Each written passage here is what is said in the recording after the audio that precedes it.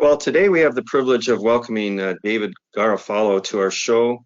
David is the Chief Executive Officer and President and the Chairman of the Board of Directors of Gold Royalty. And Gold Royalty is a streaming company and has tremendous assets already on the books, along with many projects developing.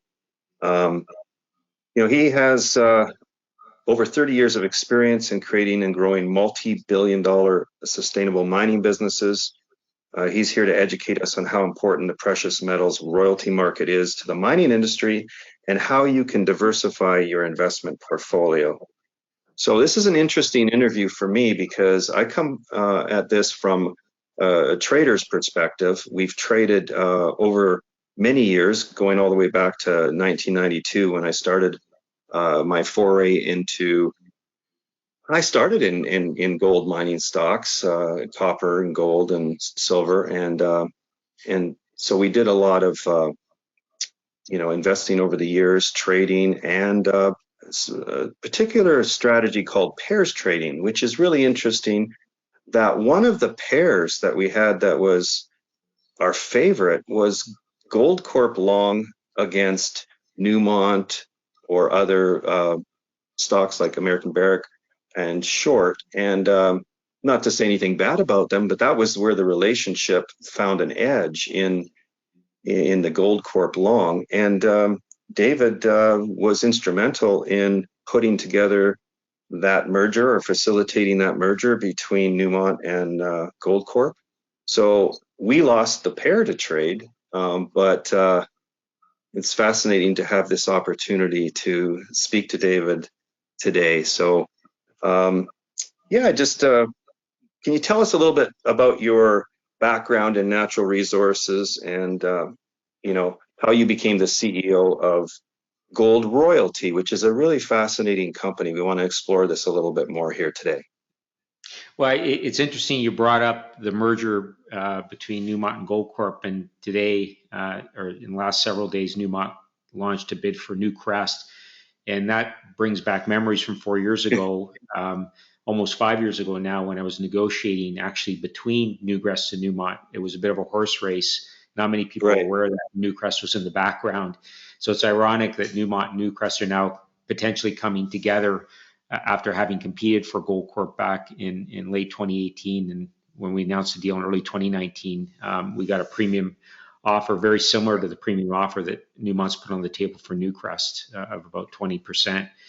So that certainly brings back some memories. But to your question about my background, I ran Goldcorp most recently and engineered the merger between Newmont and Goldcorp, which to this day is the largest gold merger in history at $2 billion. Obviously, will be eclipsed if they're successful in getting Newcrest. And records are meant to be broken. Yeah, and with the two companies that competed for Goldcorp, so it is ironic that things have come full circle. But I started in the mining business actually back in 1990, so I've been in the business for 33 years, and started initially in the base metal business with Inmet Mining. That was a copper business predominantly throughout the world. In fact, we had operations in Africa, Asia, Australia, Europe, and North America. Then joined Agnico Eagle for 12 years as CFO. Through its formative years, we went from a $200 million market cap company to $10 billion by the time I left. And Agnico's obviously grown well beyond that since then through a series of acquisitions.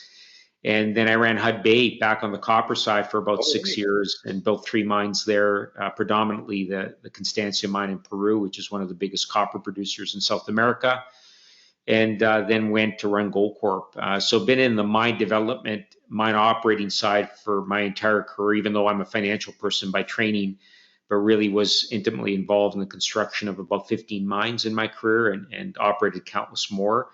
I think it's instructive that I've switched over to the royalty side at this stage of the cycle because I'm a bull on the metals, but I am concerned about the ravages of inflation and the impact that's going to have on cost structures in the mining business. And I'd rather have top line exposure than actually taking on all the responsibility and the risk associated with building and operating mines. Well, I find it interesting too that you've been able to, I believe, successfully pivot into the sustainable area with zero net emissions and zero net water consumption, whether that's sort of the long range goal or whether it's being achieved as we speak. But I think with all the regulatory concerns and the rising environmental agendas, I think that's only a smart focus and pivot. Can you talk a little bit about that? Yeah, certainly. I mean, we can't control the ESG practices of our operating partners day to day. We're royalty owners, but we have stringent ESG criteria before we put any capital to work. So when we're doing our due diligence, we do have a very heavy filter in terms of what companies we'll partner with on the royalty side. And we've looked at over 250 opportunities since we IPO'd a little under 2 years ago. And we've only executed on 8 transactions, 3 M&A deals that merged us with other companies, but also we picked up some individual royalty opportunities as well through third-party acquisitions, project financings, and the like. And so we've rejected far more royalty opportunities than we've actually executed on.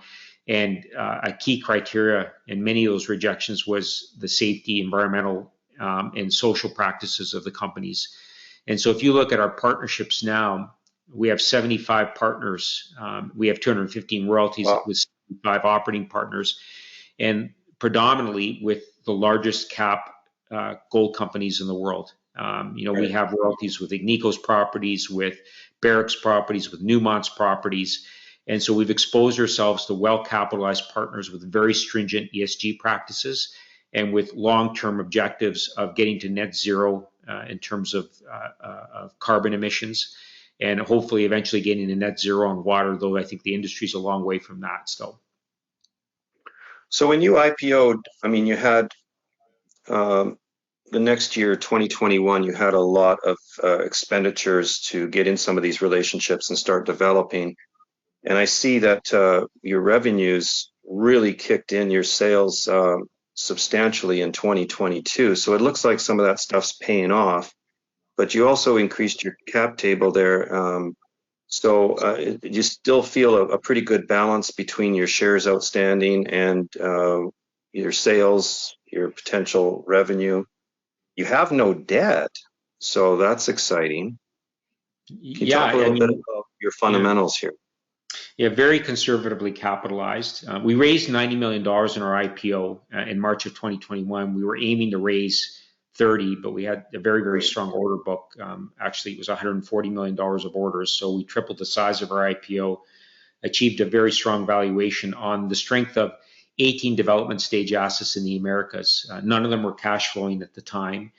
But recognizing that we needed cash flowing assets, we used our currency to start rolling up some of our peer companies. We bought Ely Gold, Golden Valley, and Abitibi royalties. And through the acquisition of those companies, we went from 18 royalties in development stage assets to over 190 royalties as a result of those M&A transactions.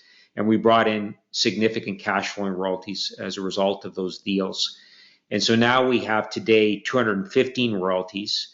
We have 8 that are cash flowing currently. We have another 15 that are in various stages of construction.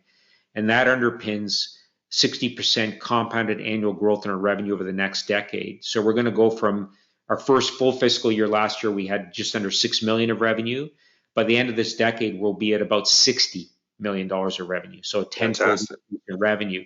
And that's from a standing start of 0 at our IPO. So it's a remarkable growth, and it is by far the highest growth rate in revenue in the entire royalty space. And given that we have a scalable business, we have 8 employees. We could run a business 10 times the size with the same 8 employees. We could have 2,000 royalties, and I wouldn't need any more employees. Our G&A is very flat. So that means that every incremental dollar of revenue growth goes right to the bottom line and increases our potential dramatically of raising our dividend over time. That's certainly the objective as we ramp up and realize that revenue growth. And the other thing I should point out, those 215 royalties are fully bought and paid for. We never have to put another dime in them. We don't have no capital calls. So that means we just have to wait and harvest. That's basically what we have to do with that portfolio. But not only that, our operating partners are aggressively drilling out their assets. but we contribute nothing to those exploration budgets. Last year, our operating partners invested $200 million US, or about 700,000 meters of diamond drilling on their properties. We contributed nothing to that, but we benefited from that exploration upside. And so that's really the attractive thing about the royalty model, is it gives you full leverage of the gold price, full leverage to exploration, but completely insulates you from inflation because it's top line exposure. Right. Well, from an investor's perspective, looking at a company that has no debt, that is extremely efficient, your operating margins are great, your gross margin is 55% plus, and you have a dividend, you're getting paid for holding the stock, and that's a 1.73% annual dividend. So that's not that's not chump change. That's pretty good for a stock of this nature. I look at trading and investing kind of like, where can you find the utility businesses? I mean, would you rather be a speculator, or would you rather own, a car wash, or would you rather own, a storage facility? You want that utility type of business. And I think that's with streaming. What I'd like you to explain, because some of our audience may not understand how a streaming deal actually works. You go to Newmont and you've got lots of properties. You want to partner with them on a streaming thing. First of all, why would they be interested? I mean, they're well capitalized anyway. Why do they need to give away some of their royalty to you? How does that work in setting up a streaming deal? Well, there are a few ways, a few avenues for us to create royalties and streams. One is doing a project financing with an emerging producer or developer who doesn't otherwise have access to the capital markets. So they want to start a mine, they want to explore for a mine. We provide capital and take a royalty back. So it's not a loan, it's a permanent capital infusion, but we get paid back through royalties through a percentage of the gross revenue when it becomes a productive mine. So that's one avenue. The other is sometimes prospectors who have stake claims, sold their properties to operating companies, but they retained a royalty. And they decide they want to crystallize the value of that royalty, so they'll approach us to sell the royalty, and we end up with a royalty on producing mines, like we have on Côté Gold in Ontario.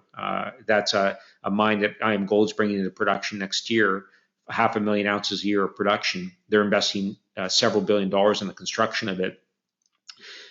We had a prospector's widow approach us, so the estate of a prospector, about realizing value on that royalty. They wanted to sell it after the prospector passed away, so the widow could support herself. And we paid $16 million for that royalty, but it'll be cash flowing next year, dramatic cash flows for us, a big step change. And so we paid for that royalty that way. Another way we do it is we stake exploration claims around existing mines, and we wait for the neighbors to knock on the door and say, we need your property, because deposits don't know man-made boundaries. So quite often an operator will be exploring and they'll find that their deposit trends into our property. And then what we do is we farm the property out to the operator and take a royalty back on it. So that's why they'll write royalties. It's a very cheap way for them to acquire property. And it's very cost effective for us because it doesn't require any investment in the ground. We just stake the claims and wait for the neighbors to knock. And we have effectively infinite rates of return on those types of opportunities because all we do is put in some sweat equity. We have a small team in Val-d'Or, Quebec. We have a small team in Reno, Nevada, and all they do is stake exploration claims all day opportunistically around existing deposits and wait for the neighbors to knock on the door. That's a good strategy. It's like playing chess. It's a game of position, and it's a game of patience and time. So, precisely. Precisely. Now, from a trading and investing perspective, people also look at the prospects of whether, we're in a new bull phase for commodities. I look at things related to the US dollar because commodities are priced in dollars. And so I felt that the US dollar was a very crowded trade as we shifted into inflation, because you can park your money there and, get a better return than speculating. So last year was a very crowded trade. It began to ease in the fall. And I, on my podcast, I talked a lot about, if the US dollar starts to ease, that could put a floor under some of the commodities, especially the metals, which are inversely correlated to the dollar. So that means if the dollar falls, that commodities, especially metals, could rise. So we caught some of that, in a pretty timely fashion, and now we've kind of stabilized here for a little bit with the dollar. What's your thoughts, and how does that affect your business if, say, the dollar was to head back up or the dollar was to decline further from here? How does that impact your business? Well, it's interesting. The gold price, even though it's not at all-time highs on a nominal basis in US dollar terms, is actually at all-time highs in virtually every other major currency in the world. So gold is a currency at the end of the day. And the way gold trades, it's not, I don't think it's a commodity. I don't think demand supply fundamentals really drive the gold price up and down. It's really a relative trade relative to other currencies. And what drives currencies up and down against each other is relative interest rates. Right. And today, interest rates are going up on a nominal basis in the US. The Federal Reserve has been tightening. But my argument is that headline inflation numbers are dramatically understated. Nobody's realizing 7-8% inflation. I think all of us, if we look at our cost of living, are experiencing more like 15 to 25% inflation. Correct. Yeah. And so I think real interest rates are actually going down, even as nominal rates are going up. And it seems like the Federal Reserve is actually poised to pivot over the course of this year to lower interest rates, even on a nominal basis, which will drive real interest rates deeper and deeper into negative territory. That's precisely when you want to be in hard assets, in particular gold as a currency, because while gold yields zero, treasuries are yielding negative on a real basis. Inflation's eating away at capital. It's eating away at purchasing power. And gold is the ultimate protector of your purchasing power in that type of environment. And so I think it will start to appreciate against the US dollar, we think, quite dramatically over the coming year or so, as people realize that real interest rates are actually quite negative. Well, we had some distraction from the crypto space for, a number of years, where it was like, well, that's the new gold. And, it's so much easier to transport. And I mean, personally, although I think there's some use cases. I've always wondered when that shiny, gloss that would come off the Bitcoin and other crypto, and that it would return kind of onto base metals again, and people would kind of come to their senses a little bit. So, what's your thoughts on all that? Well, undoubtedly, crypto ate our lunch for a little while. In the precious metal space. I mean, we have been the ultimate reserve currency for 4 millennia, and we've had a new generation of investors that have come into the market, do everything on their smartphones, and here was a currency that spoke to them. It was available on their smartphone, easy to trade, and I think that intuitively, young investors understood that their fiat currencies were being debased, and they were looking for ways to preserve capital, and they saw the cryptocurrency as that lifesaver that they were looking for. But unfortunately, there's no intrinsic value to virtually all the cryptocurrencies. At one point, there were 8,000 cryptocurrencies at the peak of the market, and 7,999 of them probably had zero value. They were a momentum play. I do believe that digital currencies are here to stay, but I think there will be a much smaller subset of them that will have any value. And the reason they're here to stay is because blockchain's here to stay. I think blockchain will revolutionize transactions globally. It will remove a lot of friction between buyers and sellers, remove the middleman. I think it's a necessary evolution of how the supply chain will work. And we need digital currencies in order to participate in that. But we need digital currencies that have some scarcity value. Bitcoin does. There's a finite quantity of them. But we don't need 8,000 digital currencies in order to participate in the blockchain. We probably need a couple. And I would say that there's intrinsic value in that. All the rest of it is a Ponzi scheme. Nothing physically backing them, and they're a momentum trade. And the last dollar in will end in tears at the end of the day. So I think gold will come back and prevail as preserver of capital because of its scarcity value, because of its physical properties, because of its indestructibility. And it's no accident that the developing world is rapidly diversifying their central bank reserves into gold. China is the biggest consumer of gold in the world, but it's also the biggest producer. They produce more gold than any other country. None of it leaves their shores. And in fact, they're the biggest importer of gold, in spite of the fact that they're the biggest producer. So they are diversifying at an individual and central bank level as quickly as they can, because they understand that fiat currencies are being debased. And also, China has designs on creating an alternative reserve currency to the US dollar. And one of the reasons the US dollar has prevailed as a reserve currency for so long is because they have the biggest reserves of gold in the world at the Federal Reserve. That's no accident. Now, yes, it's not, there's no gold standard anymore. That was abandoned in the early 1970s, but they didn't sell any of their gold because they understood the value of having that in their central bank reserves. And the Chinese are getting that. The Russians have been diversifying into gold. The developing world, I should say, is diversifying into gold because they deal quite often with an avalanche of foreign exchange proceeds, and they're diversifying away from those US dollars and other currencies as quickly as they can into hard assets, finite in quantity. Well, and the fact that the US is the reserve currency should stress more fiscal responsibility, fiduciary responsibility in a sense. So it seems to me that they've exported inflation to other parts of the world, even greater than what we're experiencing in the US or North America. That's right. So it'd be interesting to see how that plays out.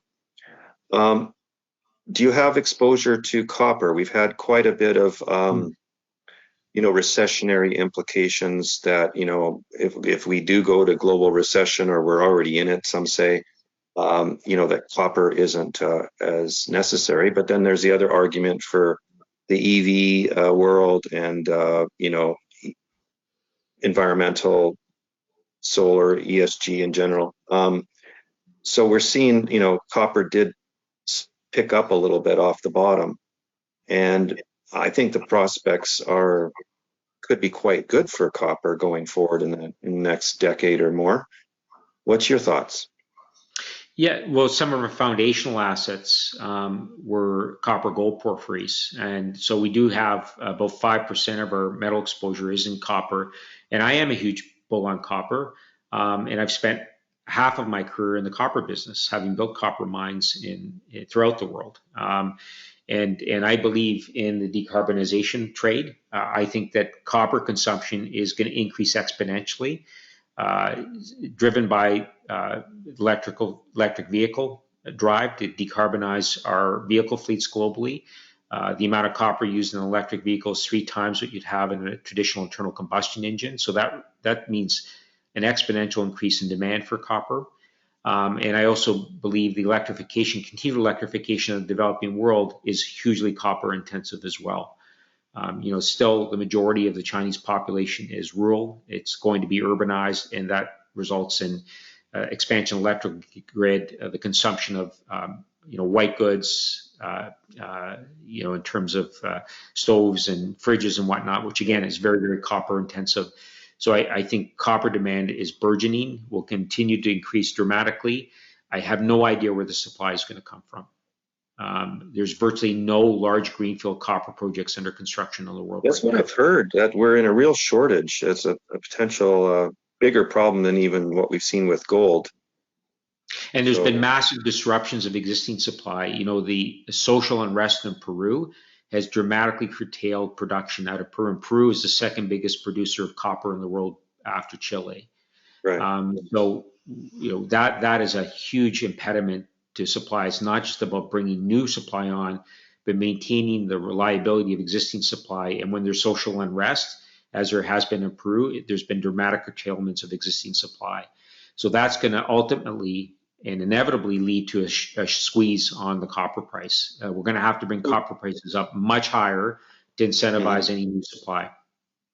So it'd be a similar concern as what we have with rare earth minerals and lithium and other things is that if we're going to have this expansion, into sustainable energy and all that, copper is going to be essential for that, just like these things. And geopolitical concerns are significant.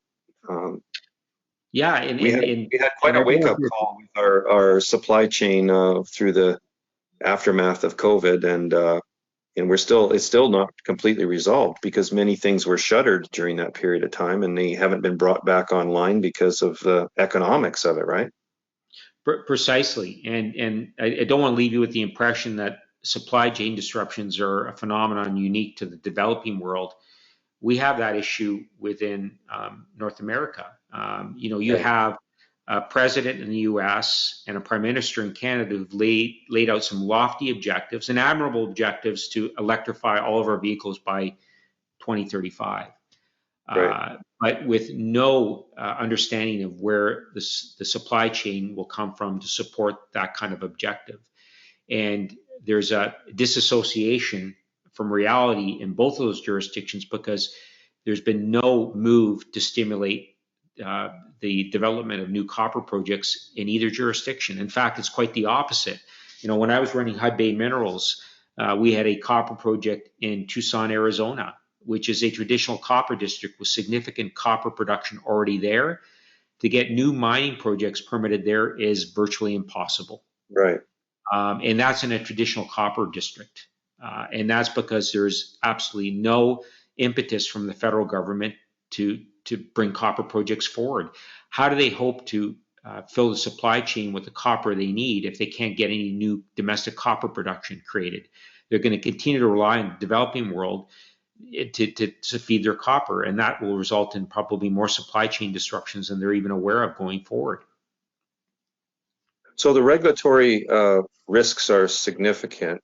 You're trying to be forward looking and sort of create a bit of an edge for yourself to, with your zero net emissions and zero net water consumption. But I mean, you still see regulatory challenges globally, and that could just create more scarcity, right? Indeed, and again, I think it's inevitable that you're going to see a squeeze on the price. It's going to be an upwards dramatic squeeze in order to make the price at a high enough incentive level to stimulate new supply from around the world. We're not anywhere near incentive prices for copper. I think we're going to see much higher prices in order to stimulate that kind of supply.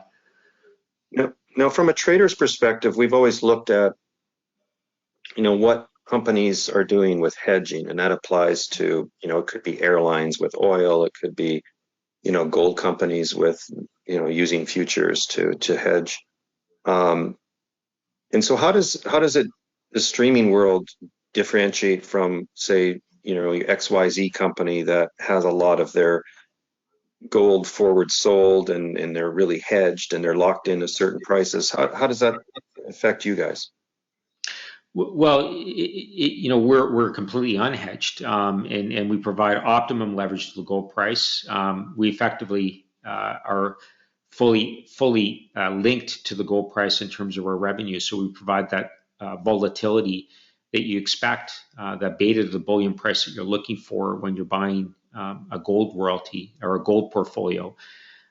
You're looking for optimum leverage while trying to protect yourself from inflation risk. Unfortunately, mining companies, by and large, are not immune from inflation we're seeing in the general economy. And so they see some of that leverage curtailed as a result of the inflation overhang on their cost structures, whether it's capital or operating costs.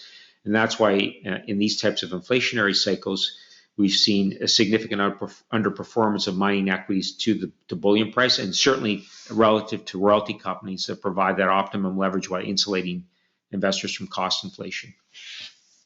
Okay.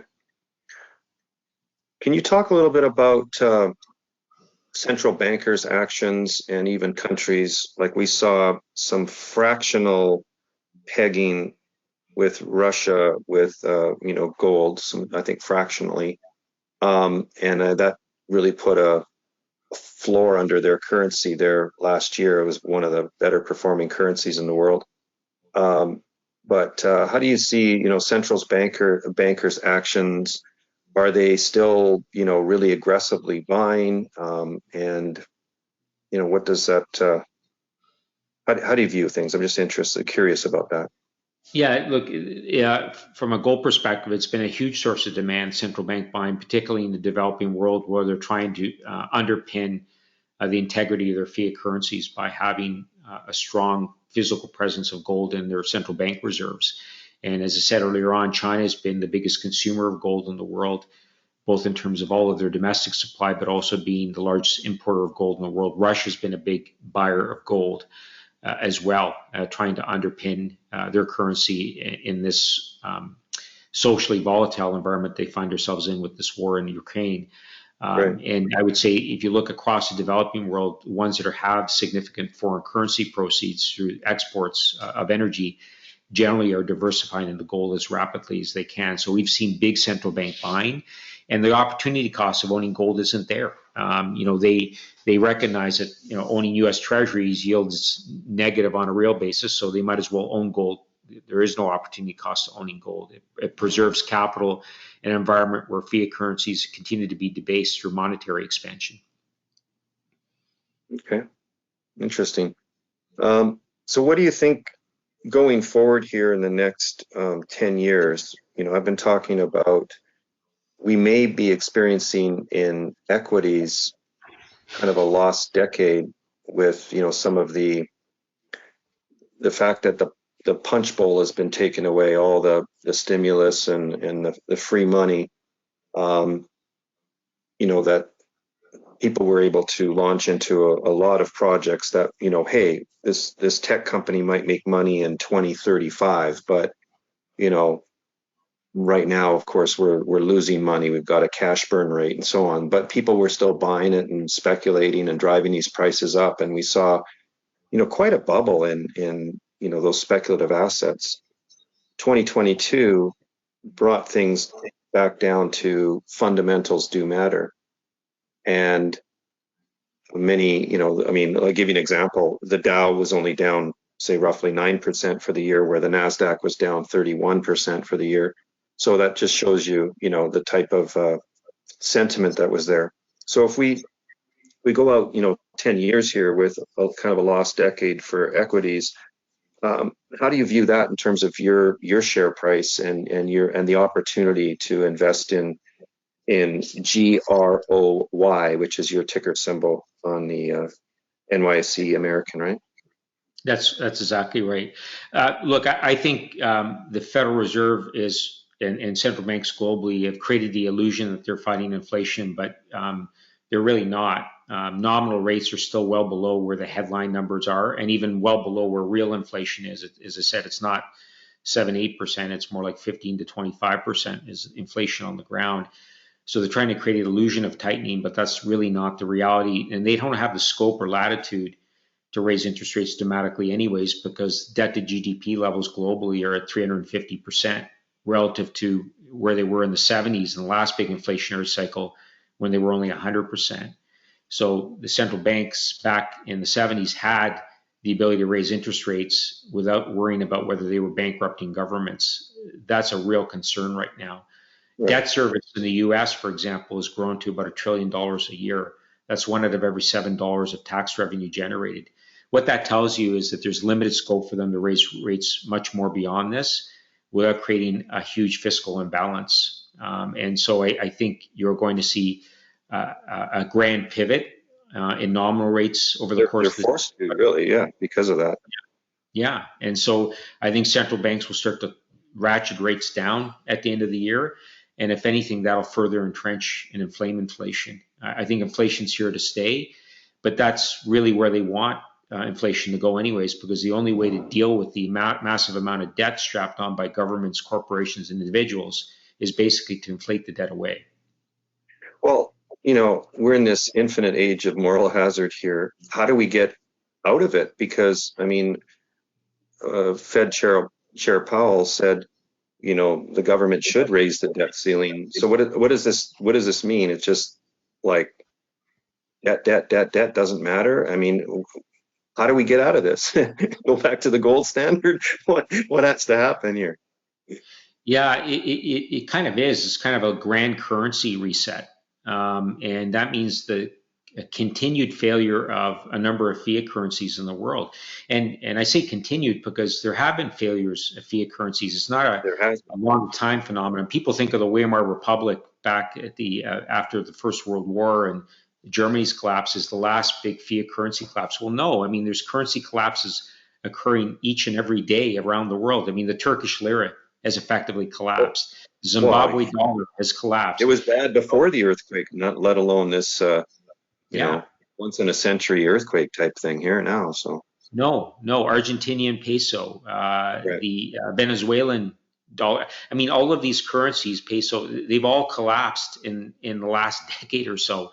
And there's going to be a continual collapse of these emerging country currencies. Fiat currencies fail. In fact, every currency ever created since the beginning of time by man has failed. Every fiat currency eventually fails because designed the temptation, the temptation is just too great to beat, right? So it's a currency reset, and yes, going back to a gold standard is inevitable.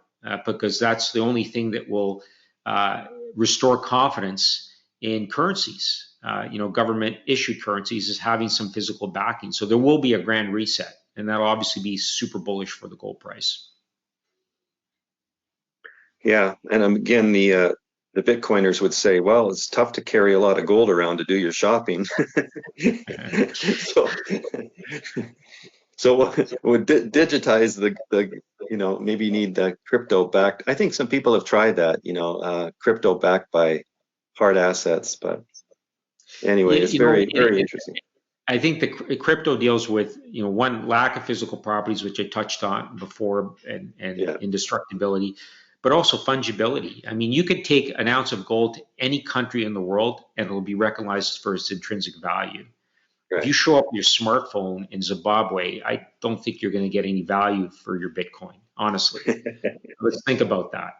Think about where fiat currencies are collapsing, whether they really want your Bitcoins. They don't, but they'll take an ounce of gold in a heartbeat. Yeah, so you think that, I mean, it's always been strange, this massive disconnect between, what gold represents and that intrinsic value that it has, the fact of how much there is. I mean, is one of the problems, it can be recycled, right? It doesn't really disappear. So I guess it's scarcity is a relative word with gold.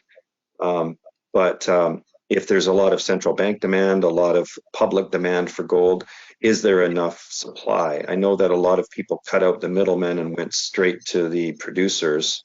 Back in 2020, 2021. You probably saw that. Right.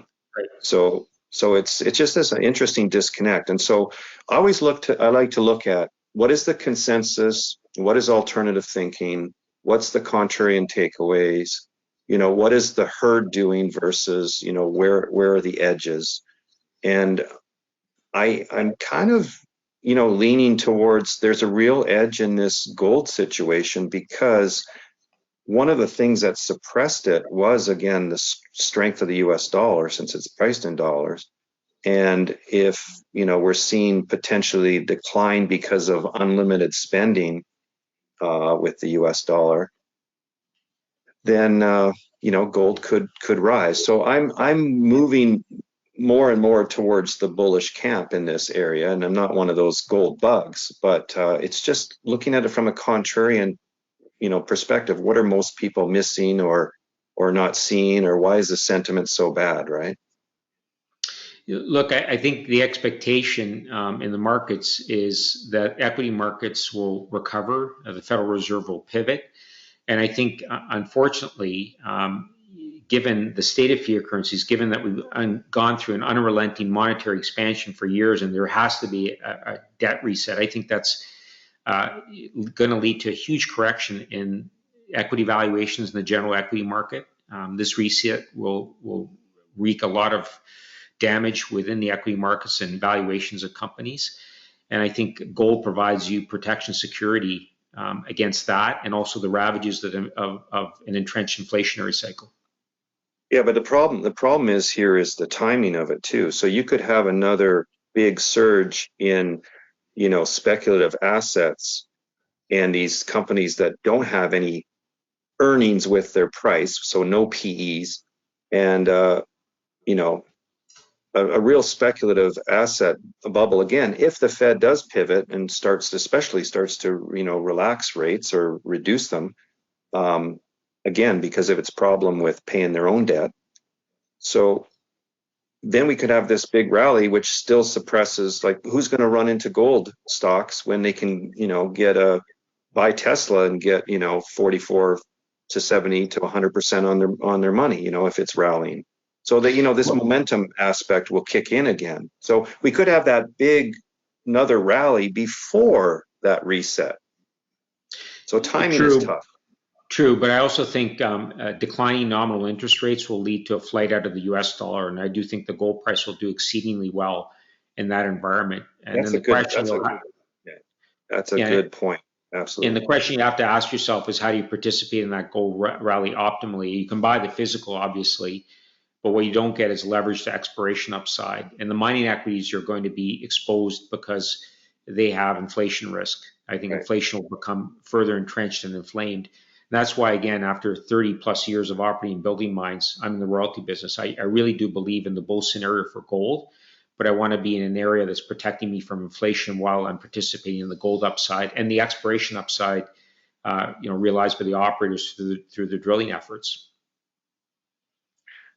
Yeah, so let's review the points here. So I have to disclose that I do not own GROY, but I'm interested. And I'm not recommending it because I'm not an advisor. I'm just very interested. It's something that's come to light here. So let's review the points. So if I buy it, I get paid to hold it because of the dividend. I also have a leveraged play then on the future price of gold here because of the streaming. I have a utility business that has no debt and has some great streaming properties and a lot of developing properties. So the portfolio is quite large. Any other points you can add to that? No, absolutely. You're right. It's 215 royalties. It's a level of diversification that no operating company can hope to achieve. Even the biggest operating companies in the world, and I ran one of them in Goldcorp with 20,000 employees, never had more than a dozen operating properties. So there's a limit to what you can diversify when you're operating mines. It's just impractical to operate 200 mines. You can operate a dozen, maybe. Even the biggest ones have no more than 12 or 15 in their portfolio. The other thing is we're geographically focused. 75% of our royalty portfolios in Nevada, Quebec, and Ontario, both by number, but also by underlying value. And yes, we have a lot of optionality. We have a lot of royalties. We have a lot of early stage royalties from exploration through to mine development. But we also have royalties on Canada's biggest producing gold mine, Canadian Malartic. We have a royalty on Canada's second biggest producing gold mine, Côté, which will be operational in Q1 of next year. And we have a royalty on the underground extension of Goldstrike, which is the biggest producing gold mine in the United States. So it's not just a quantity proposition, it's a quality one. We have multi-decade foundational assets with reserves that are going to outlast my lifetime, that provides an annuity for our shareholders for many, many decades. And then we have all this growth coming in behind it with 200 plus other royalties. That's the beauty of it. And as I said, those royalties are all bought and paid for. We don't have capital calls on them. We just have to wait and collect checks. That's the optimum way to play gold, in my view. So you see potentially the dividend could be increasing on those prospects. What do you think on the retained earnings side for your book value? Do you see a lot of increase there too, or just mostly paid out in dividends? Well, it's a good question. We haven't established a formal dividend policy yet, but we did establish a dividend coming out of the gate because we already had strong cash flow within our first year. But as that cash flow growth of 60% compounded annual growth per year crystallizes, we're in a great position to look at paying out a fixed percentage of our earnings going forward. We haven't established that dividend policy yet, but we're going to be in a position, we think, in a year or so when much of this growth starts to crystallize to start to establish a regular dividend policy beyond what we're paying now. Okay, great. Well, in a fair and balanced approach, what are some negatives to the streaming business or some risks to your business, just to present that side of it? We have a royalty on a collection of finite life assets. It's like anything in the mining business. You have to continually regenerate your portfolio, add more to it. It's getting access to new deals, continue to perpetuate and grow our business. We're in a perpetual state of due diligence, looking at new opportunities to grow our portfolio. And as I said earlier on, we've looked at over 250 opportunities. We've only executed on 8. And that gave us 215 royalties because some of those royalties came in larger scale portfolios. But we have to do a lot of work and turn over a lot of stones before we find something that's investable. But that's what you pay us for, right? At the end of the day, is you pay us to do that due diligence. And we're well equipped to do that because in our board of management, there are a lot of people like me that have multiple decades of industry experience, both on development, operating side, which I think is a unique value proposition to our story. Many of our peer companies are run by financial engineers, but my board management is populated with people that have actually built and operated mines, which gives us 2 distinct advantages. One is we have a clear-eyed view of the underlying risk of what we're investing in, and we can appropriately price it. But also, given the seniority of my board of management, we can pick up the phone and talk to anybody in the industry at any level, in every company, which gives us access to opportunities before many of our peers even know they're available. All right. Well, it's been an absolute pleasure to be with you today, David. And if people want to look up your website, it is goldroyalty.com and a ticker symbol GROY. And anything else you want to add before we close this off? No, that's it. Those are the best places. We also have warrants traded on the NYC American, GROY.WS for the warrants if you're looking for something a little torquier to play. But that covers it, goldroyalty.com, if you're looking for more information on the company and its portfolio. Well, great.